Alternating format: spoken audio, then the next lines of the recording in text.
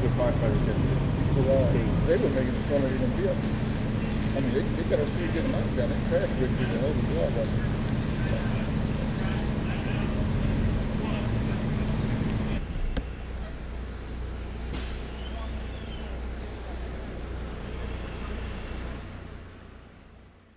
Deputy Chief, San Diego Fire Rescue. Okay. Actually, we're at the 8600 block of Lone Star, cross street of Harvest on Otay Mesa.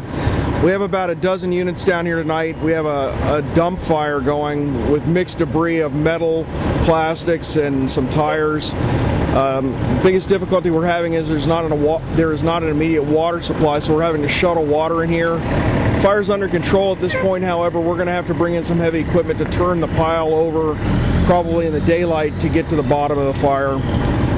In the meantime, we'll keep shuttling units in and out. We're going to hopefully have this under control by late tomorrow morning.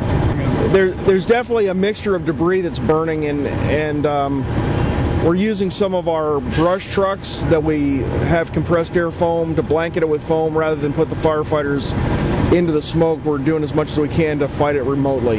A pretty good column of smoke when we arrived, so we likely got the call from the Border Patrol there. First call came in just before midnight. Some kind of a junkyard where they disassemble. There's a mixture of car parts, washing machines, and all kinds of other debris. We're actually in the process of having the county hazmat team determine the ownership of the property. Yeah, the cause is unknown at this time. However, the fire investigators will be looking into that in the daylight. It's too dangerous to have them go into the pile in the night. I wouldn't guess that, but yeah. I mean, this is the second time we've had a fire of significant size in Otay Mesa in 2 shifts. There's a lot of abandoned structures down here. There's a lot of people wandering around. So it was the day before. It was our last shift on, and that was over by San Ysidro High School. And that started as a grass fire, moved into some debris and an abandoned structure. So we've been down here shoveling water for a couple days this week. Hopefully this will be the end of it. You know, I wouldn't think so, just because of where the fire is tonight. It's more likely that it was something to do with some of the debris. I don't know if it was, some kind of electrical short or something, but the fire investigators will look into that.